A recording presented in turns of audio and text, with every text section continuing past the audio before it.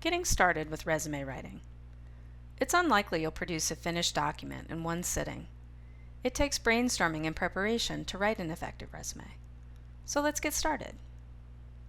There are 4 typical sections that are a part of almost any resume: your educational background, your experiences, both paid or unpaid, activities, student organizations and other extracurricular involvements, and your skills.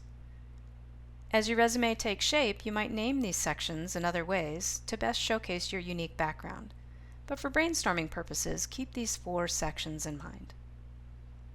There are 3 main tasks for writing a resume. What does the employer want? The job description is the best source of this information. You need to brainstorm. What knowledge, skills, and abilities do I have? But most importantly, you need to compare and match the two. You need to pick the skills and the abilities and the experiences that best align with what the employer is seeking. It's at this point that a lot of applicants will say, well, I don't have relevant experience yet, so what do I include on the resume? There are, though, a lot of transferable skills that students are developing through a variety of activities and experiences that employers find highly desirable. And it's these types of skills that you must incorporate into your resume. More on that in just a minute. If you haven't done a good self-assessment, it's really a good time to take stock of what interests you, what motivates you, what's important to you, and what are the things that you do well. If you haven't done any structured self-assessment, visit the Career Development Center's website, and in the Majors and Careers section, you can engage in a variety of self-awareness and self-assessment activities to help you with your brainstorming. Now back to those skills. What employers want are applicants who can demonstrate these transferable skills.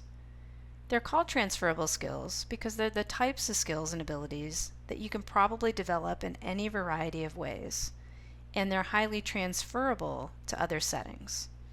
So even if you're applying for a job in which you feel like you have no relevant work experience, if you can demonstrate that you can communicate effectively, solve problems, be adaptable and flexible, use good detail orientation skills, then chances are you are going to be demonstrating to the employer that you have what they're looking for.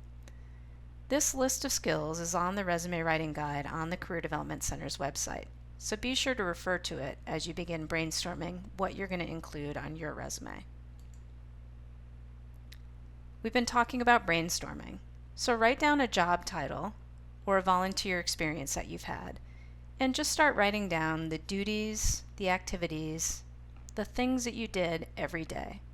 And don't worry about the formatting right away. Focus on accomplishments next. If you had a basic job duty, for example, conducting sales calls, then how can you quantify that? How can you show the accomplishment from that? Ask yourself the question, as a result of my actions, what happened? What improved? Or what changed? If you answer that question, then chances are you'll be able to come up with outcomes or accomplishments. And as you can see, the second statement, conducted telephone sales calls and increased subscriptions by 10%, is a much stronger description for your resume. To learn more about resume writing, visit the Career Development Center's website, and across the main menu at the top, click on Resumes and Cover Letters, where you can get a detailed overview of resume writing, as well as a variety of resume samples for you to refer to.